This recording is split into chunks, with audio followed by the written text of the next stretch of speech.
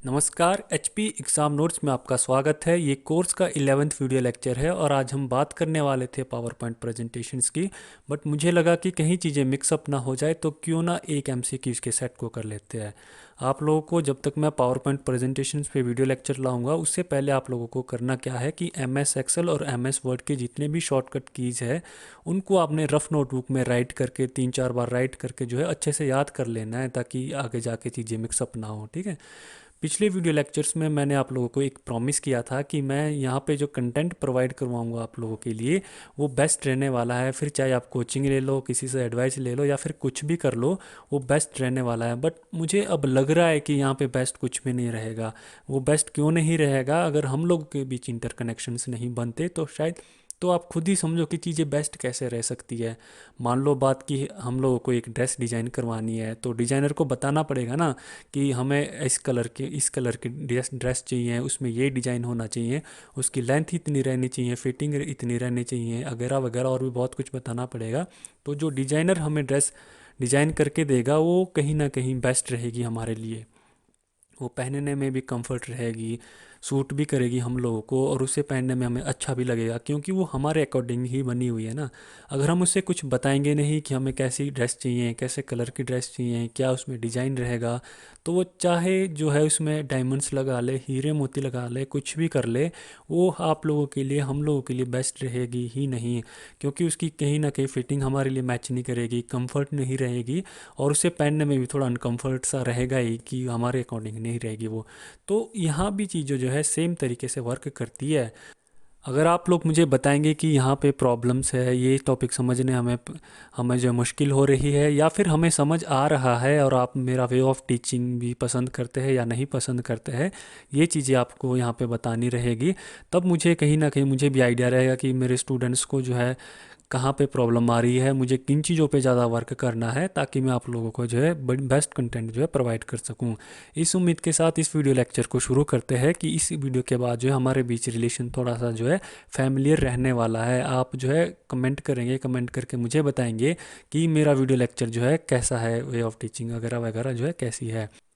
इस video lecture को शुरू करते हैं। और यहाँ पे जो मैं क्वेश्चंस ले रहा हूँ वो हिमाचल प्रदेश के कम्पिटिटिव एग्ज़ाम में कहीं ना कहीं जो है पूछे गए हैं। ये मैं खुद से नहीं, मैंने यहाँ पे क्वेश्चंस लिए हैं।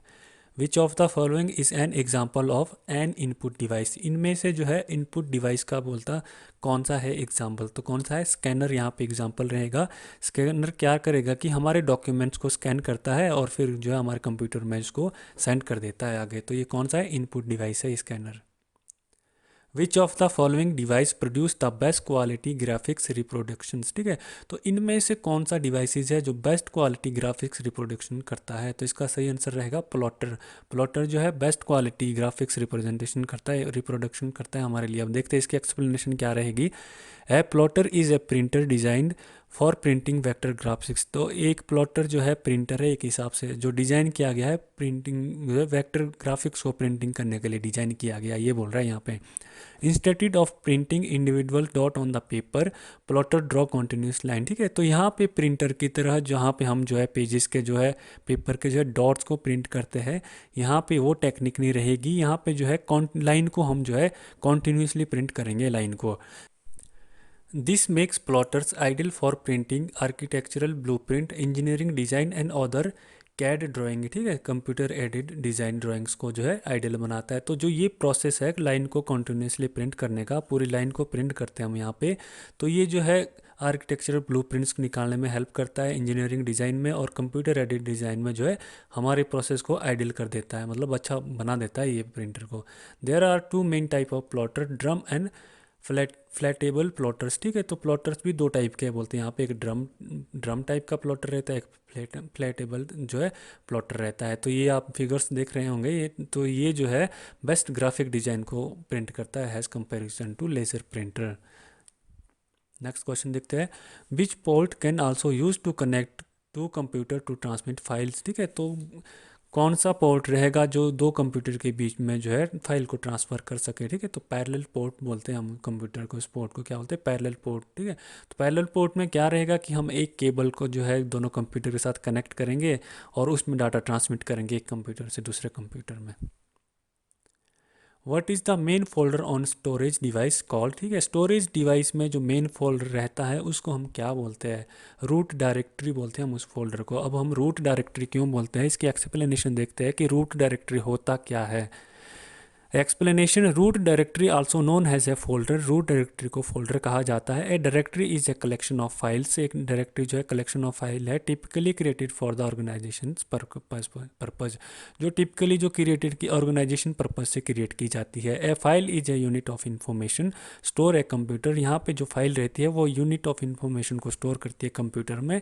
इट मे बी डॉक्यूमेंट और वेब पेज और a wide range of A other type of information, तो यह डॉक्यूमेंट भी हो सकता है, कोई वेब पेज भी हो सकता है, और वाइड रेंज ऑफ इंफॉर्मेशन भी यहाँ पे रह सकती है। तो रूट डायरेक्टरी जो फोल्डर है वो क्या होता है, यहाँ पे इस इमेज में आप देख पा रहे होंगे, जो यहाँ पे हम कोई भी कंप्यूटर में जो है सॉफ्टवेयर डाउनलोड करते हैं या कोई एप्लीकेशन डाउनलोड करते हैं तो वो कहाँ पे जो है स्टोर होती है, वो सी ड्राइव में स्टोर हो जाती है, और वहाँ पे एक फ़ोल्डर जो खुद ब खुद जो है क्रिएट हो जाता है। उसको क्या बोलते हैं, हम रूट फोल्डर बोलते हैं, उसे रूट डायरेक्टरी बोलते हैं। बस यही मतलब है इसका। Which of the following memory has the shortest access time, ठीक है, तो इनमें से कौन सी मेमोरी है जिनका जो है शॉर्टेस्ट एक्सेस टाइम रहता है। ये क्वेश्चन हमने पहले भी किया हुआ है, कैशे मेमोरी रहेगा। और कैशे मेमोरी का क्या वर्क रहता है, कैशे मेमोरी जो है मेन मेमोरी और सीपीयू के बीच में जो है बफर की तरह वर्क करता है। बफर की तरह वर्क कैसे करता है, मान लो बात कि आप एक टाइम में जो है 3-4 टास्क कर रहे हैं, या फिर आपने अपने मोबाइल में 3-4 एप्लीकेशंस को जो है एक टाइम में ओपन कर रखी है। जब आप एक एप्लीकेशन से दूसरी एप्लीकेशन पे स्विच होंगे तो जो है वो हैज़ कंपैरिजन टू जब हम उस एप्लीकेशन को ओपन कर रहे थे वो बहुत फास्ट जो है ओपन हो जाएगी। क्यों, क्योंकि जो कैशे मेमोरी जो है आपकी उस एप्लीकेशन को जो है कैशे मेमोरी में स्टोर करके रखेगी, ठीक है। तो उसे एआई इंटेलिजेंस भी बोलते हैं इसको ना, एआई इंटेलिजेंस का भी वो प्रोसेस को यूज़ करता है। तो जैसे हम उस एप्लीकेशंस पे जाएंगे वो जो है बिल्कुल मतलब इमीडिएटली जो ओपन हो जाएगी कैशे मेमोरी, ठीक है। हमने इसको किया है, ज़्यादा समझने के लिए आप मेमोरी का वीडियो लेक्चर भी देख सकते हैं। Floating point representation is use to store, floating point representation इनमें से किसे स्टोर करने के लिए यूज़ की जाती है, रियल इंटीजर को स्टोर करने के लिए यूज़ की जाती है। अब रियल इंटीजर कौन से रहते हैं, 1 2 3 4 5 6 और -1 2 3 4 5 6 वगैरह वगैरह, ये सब क्या रहते हैं, रियल इंटीजर रहते हैं। नेक्स्ट क्वेश्चन देखते हैं, software is generally classified into which type of software, ठीक है, तो सॉफ्टवेयर को जनरली किस टाइप के सॉफ्टवेयर में क्लासिफाइड किया जाता है, इनमें से system software, utility software, application software, ये ऑल ऑफ दीज इसका सही आंसर रहेगा। इन तीनों कैटेगरी में हम सॉफ्टवेयर को जो है क्लासीफाई कर सकते हैं। अब यूटिलिटी सॉफ्टवेयर कौन सा रहता है, जो हमारे लैप पीसी को स्कैन करता है, एंटीवायरस वगैरह वगैरह, या फिर पीसी को स्कैन करके बताता है कि आपके पीसी क्यों हैंग हो रहा है, तो उनको यूटिलिटी सॉफ्टवेयर बोलते हैं। आगे हम जब सॉफ्टवेयर का टॉपिक करेंगे हार्डवेयर सॉफ्टवेयर का, तो उसको उसमें हम इसे अच्छे से समझेंगे। अभी के लिए आप ये समझ लो कि ये तीनों जो है सॉफ्टवेयर में क्लासीफाइड किए जाते हैं। Which of the following is called है लो लेवल लैंग्वेज, इनमें से कौन किसे जो है लो लेवल की लैंग्वेज कहा जाता है। मशीन लैंग्वेज को भी हम लो लेवल की लैंग्वेज की जाती है, 10 बार इससे ज़्यादा भी हमने इसको कर लिया है। और असेंबली लैंग्वेज को भी हमने लो लेवल लैंग्वेज के रूप में भी जानते हैं। तो इसका बहुत ऑफ अबाउट है, ए और बी दोनों रहेगा इसका सही answer. A transistor is best described has, transistor को हम बेस्ट किस तरह से डिस्क्राइब करेंगे, इनमें से कौन सी लाइन है जो ट्रांजिस्टर को बेस्ट डिस्क्राइब करती है। ए सिस्टम सॉफ्टवेयर भी है, ट्रांजिस्टर को हम क्या बोलते हैं, ए सिस्टम सॉफ्टवेयर भी बोलते हैं हम ट्रांजिस्टर को, तो इसका ये बी सही आंसर रहेगा। In real time operating system, real time operating system में क्या रहता है, a task must be serviced by its deadline period, ठीक है। तो रियल टाइम ऑपरेटिंग सिस्टम में क्या रहेगा, जो हमारा टास्क रहेगा हमें उसे जो है उसकी डेडलाइन से पहले जो है उसको जो है कंप्लीट कर लेना है। अब वो टास्क कौन सा रहता है, जैसे हम ऑनलाइन एग्ज़ाम देते हैं बैंक पीओ वगैरह वगैरह के, तो उसमें क्या रहता है कि वहाँ पे जो है जैसे ही एग्ज़ाम हम शुरू करेंगे काउंटडाउन वहाँ पे स्टार्ट हो जाता है। टाइम जो जितना भी टाइम मिलेगा आप लोगों को वो जो है क्लॉक जो है डिक्रीजिंग इसमें जो है स्टार्ट हो जाएगी, और आपको जो उससे पहले अपने अपने पेपर को जो है कंप्लीट करना है, अदरवाइज तो वो सिस्टम जो है खुद ब खुद आपको जो है लिंक डिजेबल कर देगा। तो वो रियल टाइम सिस्टम का जो एक एग्जांपल है। अब आपको समझ आ ही गया होगा। What is the name given to the process of initializing a micro computer with its operating system, ठीक है। तो उस प्रोसेस को हम क्या बोलते हैं जब माइक्रो कंप्यूटर जो है ओपन करता है ऑपरेटिंग सिस्टम के साथ, मतलब इनिशियलाइजिंग करता है अपने ऑपरेटिंग सिस्टम के साथ, तो उस प्रोसेस को हम क्या बोलते हैं, बूटिंग बोलते हैं। आप लोगों ने देखा भी होगा जब आप अपना पीसी ऑन करते हो विंडो 10 में, जो वो डॉटेड डॉटेड से सर्कल जो है घूमता रहता है, उसको क्या बोलते हैं, बूटिंग बोलते हैं, इनिशियलाइजेशन बोलते हैं। और उस प्रोसेस को क्या बोलते हैं, उस इनिशियलाइजिंग प्रोसेस को बूटिंग बोलते हैं।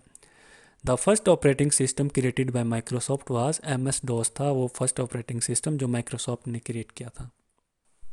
Which type of command in MS DOS need additional file for their execution, ठीक है। तो MS DOS में जो कौन सी कमांड की ज़रूरत पड़ती है जो हमारी एडिशनल फाइल को भी एग्जीक्यूट कर सकें, ठीक है। तो एक्सटर्नल कमांड की ज़रूरत पड़ती है वहाँ पे। तो इंटरनल और एक्सटर्नल कमांड कौन सी होती है, इंटरनल कमांड तो वो रहती है जो हमारे MS DOS की लाइब्रेरी में जो पहले से ही सेव की हुई होगी, उसको हम इंटरनल कमांड बोलते हैं, ठीक है। तो उस कमांड को जो है एग्जीक्यूट करने में ना तो हमें किसी की परमिशन लेनी है, हम उसके अपने अपने कन्वीनियंस के हिसाब से, अपने प्रोग्राम के हिसाब से उसको जो है एग्जीक्यूट कर सकते हैं। बट अगर हमने एक्सटर्नल फाइल को एडिशन करना है अपने प्रोग्राम में, तो एक्सटर्नल कमांड की ज़रूरत पड़ेगी। और एक्सटर्नल कमांड के लिए हमें पहले रिक्वेस्ट करना पड़ेगा माइक्रोसॉफ्ट ऑफिस को, रिक्वेस्ट मतलब उनको प्रोग्रामर को रिक्वेस्ट भेजनी पड़ेगी कि हमें इस एक्सटर्नल फाइल को जो है एग्जीक्यूट करने के लिए हमें एक्सटर्नल कमांड प्रोवाइड की जा सके। बस यही है। इन MS word changing the appearance of document is called, MS word में जब हम डॉक्यूमेंट्स के अपीयरेंस को चेंज करना है तो उसको हम क्या बोलते हैं, फॉर्मेटिंग बोलते हैं हम उसको, ठीक है। अगर हमने उसके डॉक्यूमेंट्स के जो है, जो हमारे वर्ड्स रहते हैं वहाँ पे टेक्स्ट रहता है, उन सबको चेंज करना है या कुछ और चेंजिंग लानी है अपने डॉक्यूमेंट्स में, तो हम उसे क्या बोलते हैं, फॉर्मेटिंग बोलते हैं। इतने आसान आसान क्वेश्चन पूछे गए हैं। Which command is use in MS excel to calculate the total character in a cell, ठीक है। तो MS एक्सेल में हम कौन सी कमांड का यूज़ करेंगे जो सेल के अंदर जितने भी कैरेक्टर रहेंगे उनको कैलकुलेट कर दें, कैलकुलेट करके बताएं। तो ये एग्जामिनर हमसे पूछने जा रहा है। तो उसके लिए हम कौन सी कमांड का यूज़ करेंगे, लैन का यूज़ करेंगे। अब आप लोग बताएंगे कि सर आपने हमें MS एक्सेल तो करवा दिया पर कमांड एग्जीक्यूट करना तो सीखा ही नहीं। तो यहाँ पे ना बहुत सारी कमांड्स रहती है, अगर हम कमांड अभी एग्जीक्यूट करेंगे तो फिर एग्जीक्यूट करते ही रह जाएंगे। अभी हम इसको उतना ही कवर करेंगे जितना हम MCQs में हमें जो है आता जाएगा। अगर हमारा सिलेक्शन HPJOA के लिए हो जाता है तो फिर हम 10-12 वीडियो लेक्चर जो है इसके बाद जो है practically MS excel, MS word, power point presentation वगैरह वगैरह पे बिल्कुल अच्छे से वीडियो लेक्चर्स बनाएंगे ताकि आपको आगे जाके कोई प्रॉब्लम ना रहे।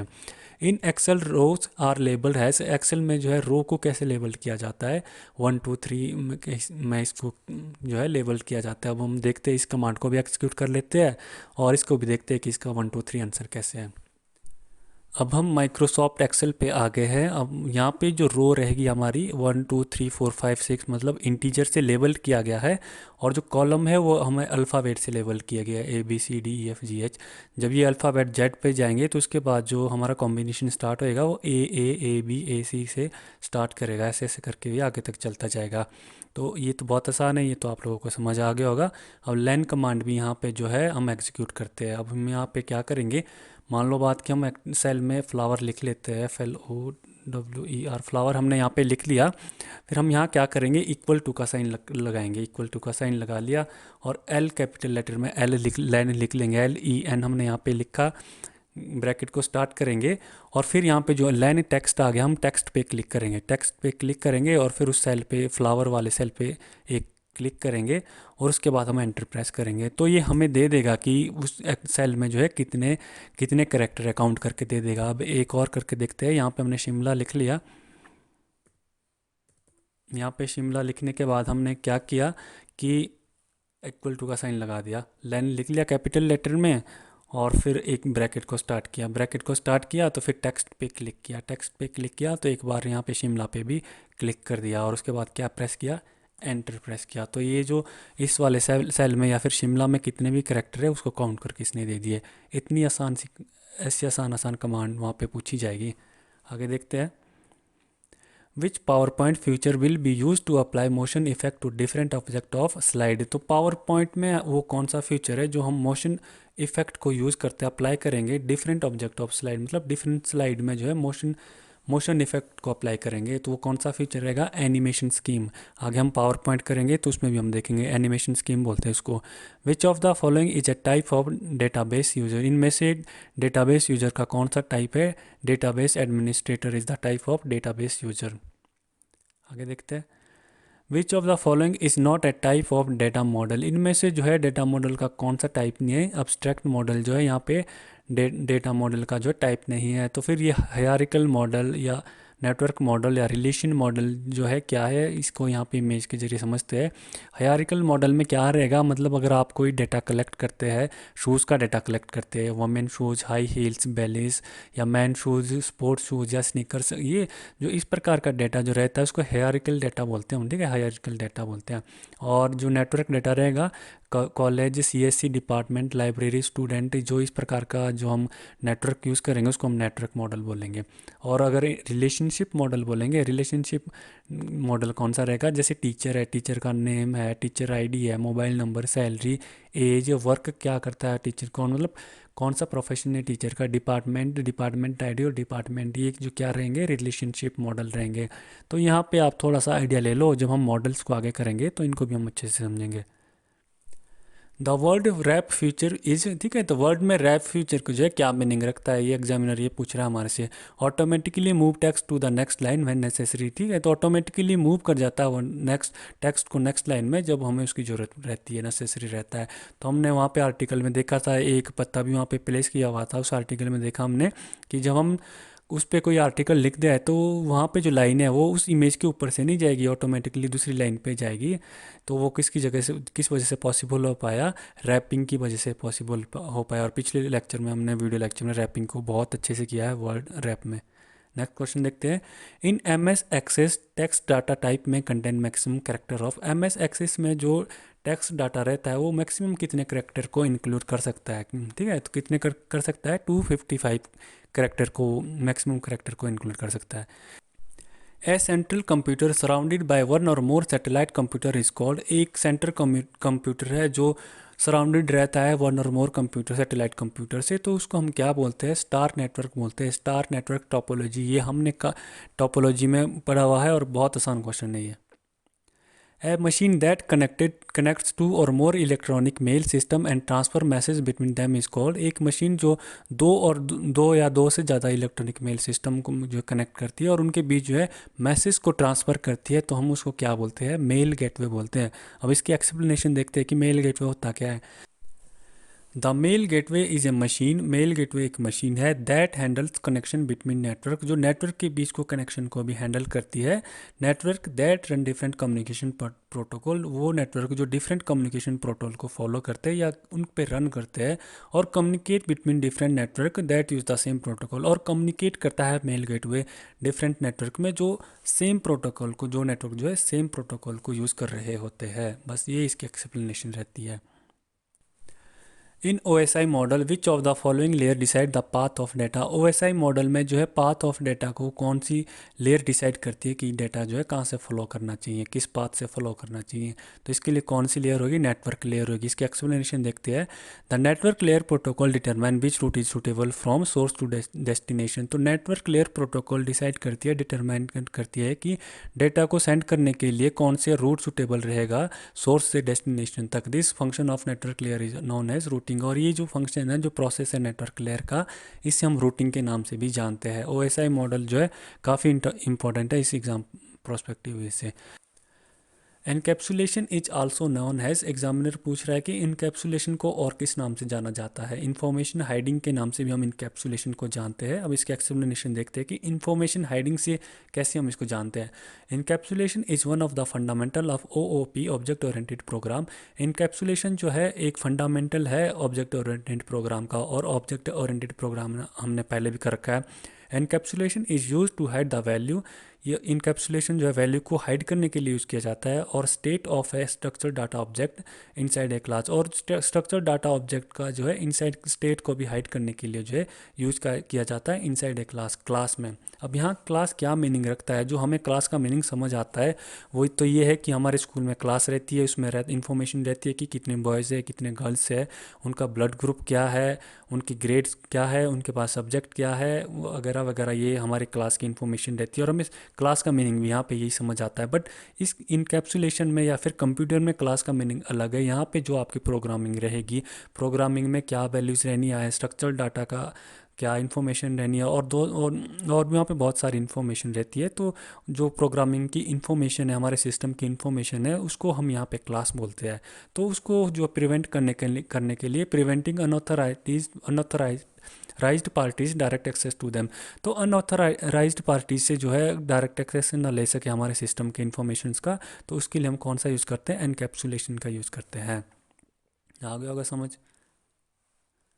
ए website is collection of, website जो है किसकी कलेक्शन है, वेब पेजेस का कलेक्शन है website. Which of the following is not a part of email address, इनमें से जो है ईमेल एड्रेस का पार्ट कौन सा जो है ईमेल एड्रेस का पार्ट नहीं है। तो स्पेस जो है ईमेल एड्रेस का पार्ट नहीं है। जब हम ईमेल एड्रेस आपने देखी होगी अपनी, आप ईमेल एड्रेस भी कुछ भी abcd@gmail.com, तो उसमें क्या रहता है कि स्पेस नहीं रहेगा हमारे ईमेल एड्रेस में, बाकी डॉट भी रहेगा, @ भी रहेगा, और अंडरस्कोर भी हम यूज़ कर सकते हैं।